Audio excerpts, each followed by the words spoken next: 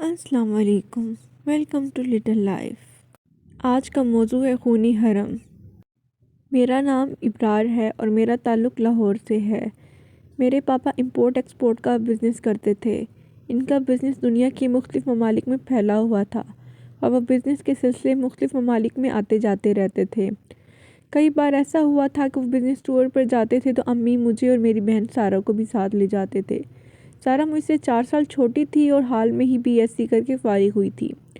اس پر پاپا کا ٹور مصر کا تھا اور ان کے ساتھ جانے والے لوگوں میں ہمارے علاوہ میری بیوی زرتشہ بھی شامل تھی۔ میری زرتشہ سے شادی کو 5 ماہ ہو گئے تھے۔ زرتشہ میرے پاپا کے دوست برہان فاروقی کی اکلوتی بیٹی تھی۔ برہان فاروقی تھے تو پاکستانی مگر روزگار کے سلسلے میں نیوزی لینڈ میں مقیم تھے۔ ان کا بھی اپنا بزنس تھا۔ پاپا سے ان کی دوستی اس وقت تھی جب وہ پاکستان میں رہتے تھے۔ پاپا اور برہان فاروقی کلاس فیلو بھی تھے۔ انکل برہان جب بھی پاکستان آتے تو زرتشہ ان کے ساتھ ہوتی تھی۔ یہی وجہ تھی کہ میری اور زرتشہ کی دوستی ہو گئی جو بعد ازاں شادی میں بدل گئی۔ 2 دن کے بعد ہم مصر کے شہر قاہرہ میں موجود تھے۔ مصر میں بھی پاپا کے ایک دوست رہتے تھے جنہوں نے ہمیں رہائش مہیا کی تھی۔ ان کا نام ناتیق تھا اور وہ بہت اچھے انسان تھے۔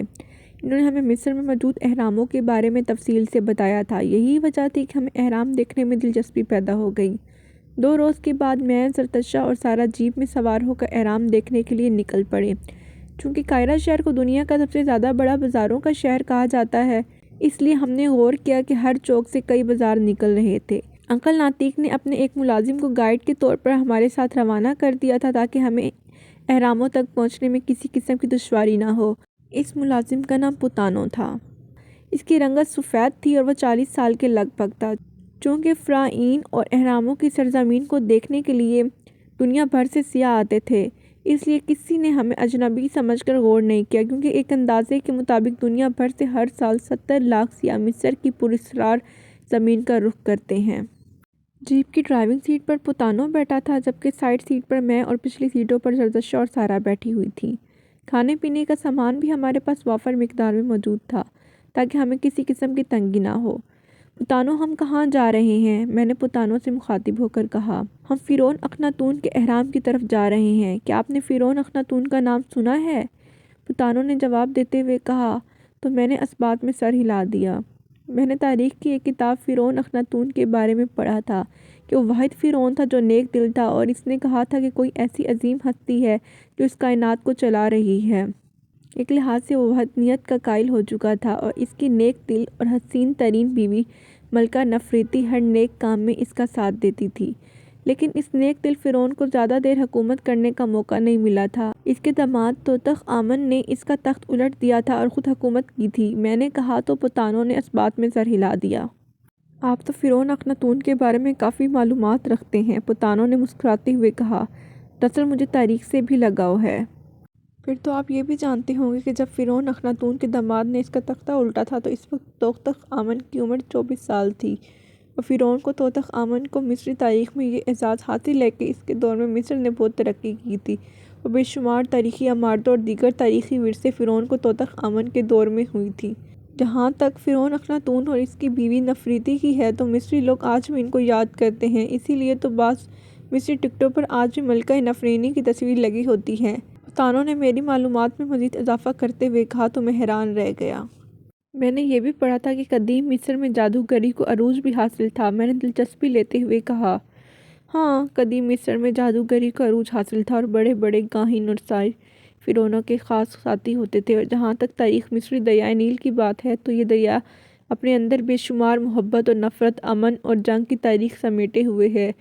اس عظیم اور قدیم دریائے نیل پر چند ساحروں نے بہت کالا عمل کر دیا تھا جس کی بنا پر مصر میں ہر سال پانی خشک ہو جاتا تھا، اور اسی خوفناک کالے عمل کی بدولت دریائے نیل ایک کنواری دوشیزہ کی کنواری کی بھیٹ مانگتا تھا اور پھر رواں دواں ہوتا تھا۔ لیکن اسلام آنے کے بعد معجزاتی طور پر دنیا کے سب سے بڑے دریا یعنی دریائے نیل پر وہ کالا عمل ختم ہو گیا تھا۔ پتانو نے کہا تو میں نے اس بات میں سر ہلا دیا۔ زرتشہ اور سارا خاموش بیٹھی ہماری باتیں سن رہی تھیں۔ کیا مصر پر خواتین فرعونیہ نے بھی حکومت کی ہے؟ پتانو کے خاموش ہونے پر زرتشہ نے پوچھا۔ ہاں، مصر میں جو تخت پر بیٹھتا تھا اسے فرعون کہتے تھے اور بے شمار مردوں میں بھی چند خواتین بھی فرعونیہ بنی تھیں۔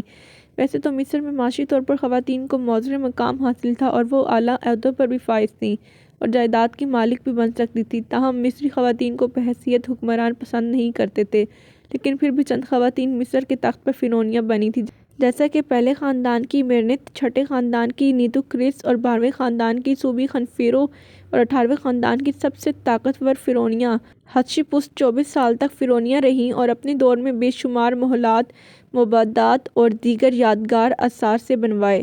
ان کے علاوہ مصر کی سب سے مقبول اور مشہور مصری حسینہ زمانہ عالم فرعونیہ کلیوپاترا تھی اور آخری سلطنت کی حسین ترین اور عیار ترین فرعونیہ تھی۔ پتانوں نے تفصیل میں بتاتے ہوئے کہا تو ہم حیران رہ گئے۔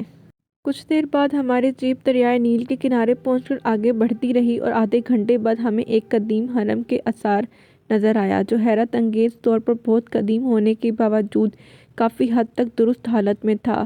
اس حرم کے بس کچھ حصے ہی خستہ تھے۔ پتانوں نے جیپ روک دی اور ہم جیپ سے نیچے اتر کر حرم کے اندر جانے کی تیاری کرنے لگے۔ اتفاق سے اس وقت یہ قدیم حرم خالی تھا۔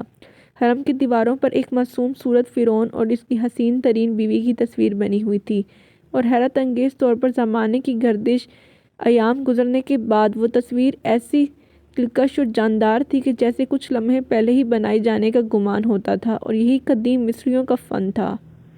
تصویر میں بعض جگہ فرعون اخناتون اور اس کی بیوی ملکہ نفریتی ایک تخت پر جلوہ افروز تھے۔ ہم ملکہ نفرینی کی حسین اور ملکوتی حسن سے متاثر ہوئے بغیر نہیں رہ سکے تھے۔ اپنی اپنی ٹارچ روشن کر لو، پتانوں نے ہم سے مخاطب ہو کر کہا، تو ہم نے اپنے اپنے بیگوں سے ٹارچ نکال کر روشن کر لیں اور احتیاط سے حرم کے نیچے جاتی ہوئی سیڑھیوں سے نیچے اترنے لگے، جہاں نیچے گھٹا ٹوپ اندھیرا تھا، لیکن تیز روشنی والی ٹارچ کی وجہ سے ماحول روشن ہو رہا تھا۔ سیڑھیاں اتر کر ہم سب نیچے پہنچے تو ہم نے دیکھا کہ ایک گول کمرہ تھا، اور یہاں بھی ہر طرف دیوار پر قدیم نقش و نگاری تھی، جہاں تصویری طور پر قدیم مصری دیوتاؤں کی تصویر تھی، جس میں گیدڑ، خرگوش، گائے، مینڈھا، شکرا، بندر، مگرمچھ اور بیل اور دیگر جانوروں، پرندوں اور حشرات کی تصاویر بنی ہوئی تھیں، جو کہ ان قدیم مصریوں کے دیوتا تھے۔ ان کے نیچے ان کے دیوتاؤں کے نام بھی لکھے ہوئے تھے، جس سے ظاہر ہوتا تھا کہ قدیم مصری کن کن دیوتاؤں کو مانتے تھے۔ یہاں تو سوائے قدیم مصری دیوتاؤں کے ہمیں کچھ نظر نہیں آ رہا۔ میں نے تیز ٹارچ کی روشنی میں قدیم مصری زبان کو کافی حد تک پڑھتے ہوئے کہا۔ زرتشت اور سارہ بھی حیرت اور خوف بھری نظروں سے ان تصویروں کو دیکھ رہی تھیں۔ ارے وہ دیکھو، یہاں ایک دروازہ بھی ہے جو کہ مقفل ہے، اچانک سارہ نے تیز لہجے میں کہا تو ہم سب چونک گئے۔ اس بند چوبی دروازے کو دیکھنے لگے جس کی طرف سارہ اشارہ کر رہی تھی۔ قدیم مصریوں کے اس یادگار اور نہ بھولنے والے فن سے ہم سب پہلے ہی متاثر ہو چکے تھے، اور چابی دروازے کو دیکھ کر ہم حیران ہو گئے، کیونکہ یہ دروازہ مکمل طور پر باریک قدیم مصری تحریر اور باریک نقش و نگاری سے بنایا ہوا تھا۔ سارہ اور زرتشت نے پوری کوشش کی کہ اس چوبی دروازے پر لکھی تحریر کو پڑھ سکیں، لیکن یہاں دونوں کو کچھ سمجھ نہیں آ رہا تھا۔ میں نے دروازے پر لکھی تحریر پڑھنے کی کوشش کی، لیکن مجھے بھی کچھ سمجھ نہیں آ رہا تھا۔ بہرحال میں نے دروازے پر ہاتھ رکھا تو یہ زوردار کھڑکھڑاہٹ کے ساتھ دروازہ کھلتا چلا گیا۔ میں نے اندر جھانکا تو اندر بھی گھٹا ٹوپ اندھیرا تھا۔ سب سے پہلے پتانوں اندر داخل ہوا، اس کے بعد ہم تینوں باری باری اندر داخل ہو گئے۔ ارے یہاں تو بے شمار راہداریاں اور محراب بنے ہوئے ہیں، میں نے ٹارچ کی روشنی ادھر ادھر گھماتے ہوئے کہا۔ ہاں، یہی تو فرعون کا کمال تھا کہ وہ بھول بھلیا بناتے تھے جن سے گم ہونے کا بھی خدشہ موجود ہوتا ہے، پتانوں نے مسکراتے ہوئے کہا۔ پھر تو ہمیں آگے بڑھنے سے پہلے یہاں کوئی نشان بنانے چاہیے، کیونکہ یہ نہ ہو کہ واپسی پر ایک جیسی راہداریوں اور گزرگاہوں کی بھول بھلیوں میں راستہ بھول کر ہم بھٹک جائیں، زرتشت نے تشویش سے کہا۔ آپ درست کہہ رہی ہیں، ہم یہاں سے آگے جانے کے لیے ہر ان دیواروں پر ایک مخصوص نشان لگا دیں گے جس راہداری سے ہم گزریں گے، تاکہ واپسی پر بھٹکنے کا اندیشہ نہ رہے۔ پتانوں نے ہماری طرف باری باری دیکھتے ہوئے کہا تو میں نے اس بات میں سر ہلا دیا۔ میرے پاس ایک مارکر ہے، اس کے ذریعے گھومتی راہداریوں میں سے جانے سے قبل ایک گول نشان لگا دیتے ہیں، اس طرح واپسی پر بھٹکنے کا اندیشہ نہیں ہوگا۔ اس بار سارہ نے کہا اور اپنے بیگ میں سے 2 مارکر نکال لیے۔ اس نے ایک مارکر زرتشت کو دے دیا اور دونوں نے ایک دیوار پر بڑا سا مخصوص گول دائرہ بنا دیا، اور پھر ہم آگے بڑھنے لگے۔ بے شمار راہداریاں، محرابیں اور واقعی بھول بھلیا تھی، لیکن سارہ اور زرتشت دیواروں پر مخصوص نشان لگاتی جا رہی تھیں۔ جیسے ہی ہم ان سب بے شمار گھومتی راہداریوں اور بھول بھلیوں میں سے آگے بڑھتے، ہمیں یوں محسوس ہوا جیسے پچھلی راہداریوں میں سے کوئی اندھیرے میں سائے گزر رہے ہوں، جسے دیکھ کر ہمارے خون خشک ہو رہے تھے۔ مجھے ایک بات سمجھ نہیں آتی کہ فرعون میں صرف اخناتون ہی کیوں ایک نیک دل فرعون تھا؟ اس کی شکل بھی معصوم تھی، پھر بھی اس نے ایسا حرم کیوں بنوایا تھا جس میں اتنے سارے قدیم مصری دیوی دیوتاؤں کی تصویریں اس حرم میں ہمیں نظر آئی ہیں؟ میں نے پتانوں کی طرف دیکھتے ہوئے کہا۔ بات دراصل یہ ہے کہ اس نیک دل فرعون کو زیادہ عرصہ حکومت کرنے کو نہیں ملا تھا۔ اس کے مرنے کے بعد آنے والے فرعون نے اس کے آثار کو کافی حد تک مٹا دیا تھا اور صرف چند آثار ہی بچے تھے، اور ان میں بھی دیگر فرعون نے اپنی مرضی سے فرعون اخناتون کے اہرام میں اپنی مرضی کی تبدیلیاں کر دی تھیں، اور ویسے بھی یہ بھول بھلیا صرف فرعون کے مقبروں یعنی اہراموں میں ہوتی تھیں تاکہ چور وغیرہ خزانہ چوری نہ کر سکیں، اور شاید کسی فرعون نے اس کو اہرام بنانے کی کوشش کی تھی اور یہاں بے شمار بھول بھلیا اور اپنے قدیم دیوی دیوتاؤں کی تصویر اس بھرپور طریقے سے نقش کر دی تھی کہ یہی وجہ ہے کہ ان کی زندہ ہونے کا گمان ہوتا ہے۔ پتانوں نے میری معلومات میں اضافہ کرتے ہوئے کہا تو میں نے اس بات میں سر ہلا دیا۔ اچانک زرتشہ کے حلق سے چیخ نکل گئی اور میں بے اختیار اس کی طرف لپکا۔ کیا ہوا زرتشہ؟ میں نے بے اختیار کہا۔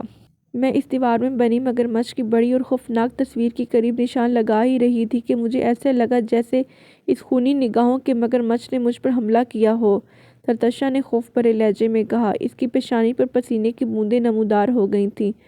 اوہ نہیں مس زرتشہ، یہ آپ کا صرف وہم ہے، کیونکہ یہ تصویر مگرمچھ کیسے زندہ ہو کر آپ پر حملہ کر سکتا ہے؟ ہاں، البتہ قدیم مصریوں نے اس خونی نگاہوں والے مگرمچھ کو بہت جاندار طریقے سے بنایا ہے، اس لیے اس کے زندہ ہونے کا گمان ہوتا ہے، پتانوں نے مسکراتے ہوئے کہا۔ میں سچ کہہ رہی ہوں، واقعی مجھے ایسا لگا جیسے خونی مگرمچھ نے مجھ پر حملہ کیا ہو، زرتشہ نے کہا، اور پھر وہ میری طرف متوجہ ہوئی۔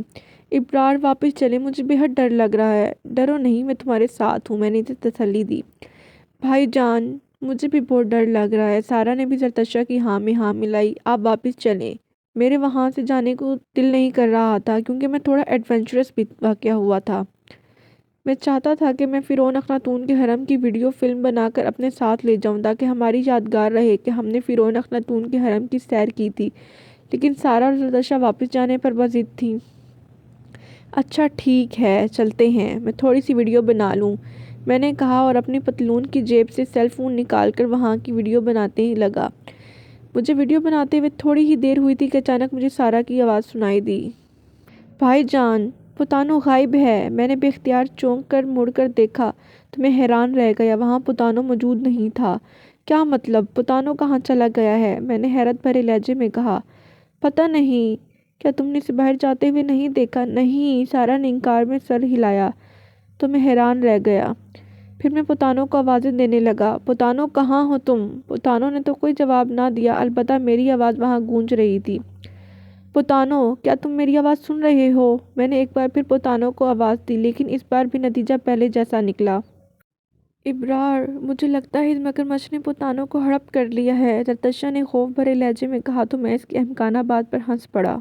زرتشہ، تم بھی احمقانہ بات کر رہی ہو، یہ اصلی مگرمچھ نہیں ہے، اس کی تصویر ہے۔ پھر پتانو اچانک غائب ہو گیا۔ زرتشہ جھنجھلائی۔ میں دیکھتا ہوں، ہو سکتا ہے وہ باہر چلا گیا ہو، میں نے کہا۔ اگر وہ باہر جاتا تو ہمیں بتا کر جاتا، سارا نے کہا۔ بغیر بتائے وہ کیسے جا سکتا ہے؟ سارا کی بات معقول تھی، اس لیے میں بھی الجھ کر رہ گیا۔ پھر اس سے پہلے کہ میں کوئی بات کرتا اچانک ہمیں ایک چیخ سنائی دی تو ہم بے اختیار اچھل پڑے۔ خوف کا یہ عالم تھا کہ سارا اور زرتشہ ایک دوسرے سے لپٹ گئیں۔ ایک بار پھر چیخ سنائی دی تو میرے جسم میں سنسناہٹ کی ایک لہر دوڑ گئی، کیونکہ یہ چیخ پتانو کی تھی۔ ایسے لگتا تھا جیسے وہ کسی اذیت میں مبتلا ہو، اسے ذبح کیا جا رہا ہو۔ یہ چیخ تو پتانو کی ہے، میں نے بڑبڑاتے ہوئے کہا۔ مگر پتانو ہے کہاں؟ بھائی جان، کیا سوچ رہے ہیں؟ جلدی سے نکل چلیں۔ سارا کی آواز میری سماعت سے ٹکرائی تو میں ٹھٹک گیا۔ لیکن ہمیں پتانو کو بچانا ہوگا، کیسے بچائیں گے؟ ہم تو یہ نہیں جانتے کہ وہ کہاں ہے، زرتشہ نے کہا۔ آؤ دیکھتے ہیں، میں نے کہا اور ٹارچ کی روشنی میں آگے بڑھنے لگا۔ ہم نے چند قدم ہی اٹھائے تھے کہ ہمیں ایک بار پھر پتانو کی چیخ سنائی دی تو ہمارے قدم ایسے رک گئے جیسے زمین نے ہمارے پیر جکڑ لیے ہوں۔ ہم دھڑکتے دلوں کے ساتھ آگے بڑھتے اور پتانو کو تلاش کرنے لگے۔ ہم حرم کی بھول بھلائیوں میں الجھ کر رہ گئے تھے، سمجھ نہیں آتا تھا کہ پتانو کدھر موجود ہے۔ پھر تو کئی لمحات گزر گئے تھے، لیکن پتانو کی چیخ سنائی نہ دی تو میں تشویش میں مبتلا ہو گیا اور میرے ذہن میں یہ سوال گردش کرنے لگا کہ کہیں پتانو کو کسی غیبی طاقت نے ہلاک تو نہیں کر دیا۔ بھائی جان، دیوار پر دیکھیں، سارا کی سرسراتی آواز سنائی دی تو میں نے بے اختیار چونک کر ٹارچ کی روشنی دیوار پر ڈالی تو میرے بھی اوزان خطا ہو گئے، کیونکہ دیواروں پر جو سارا اور زرتشا نے مارکر سے جو نشان لگائے تھے وہ غائب ہو چکے تھے۔